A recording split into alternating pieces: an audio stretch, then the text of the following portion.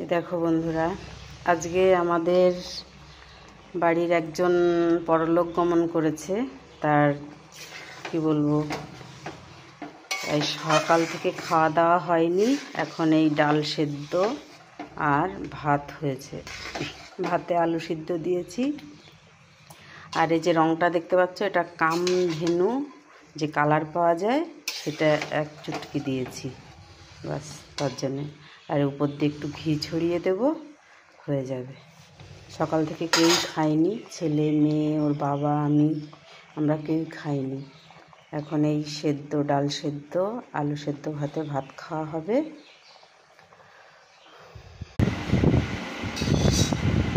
কিছু বলবো না? হ্যাঁ,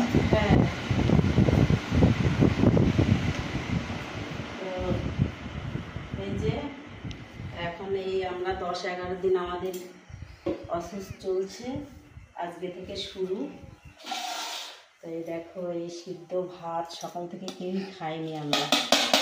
এখন সিদ্ধ ভাত করলাম, আর হচ্ছে ডালের মধ্যে লাউ দিয়েছি, আর উপর দিয়ে ঘি দিয়েছি। এগুলো মাখা হবে। কলা দিয়েছি, জানো উচ্ছে ছিল, হ্যাঁ উচ্ছে কেটেছি, তা উচ্ছের মধ্যে না পোকা, ওই জন্য আর দিলাম না। এইগুলো করলাম।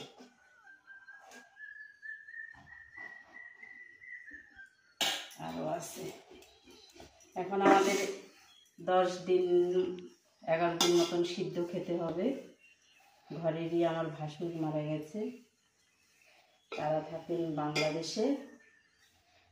আমার জ্যাঠা শ্বশুরের ছেলে, আর উনি সবার থেকে বড়। এই আমার হাজবেন্ডরা, ভাইয়েরা যতগুলো ভাই বোন আছে সবার মধ্যে উনি বড়, ওই দাদাটা।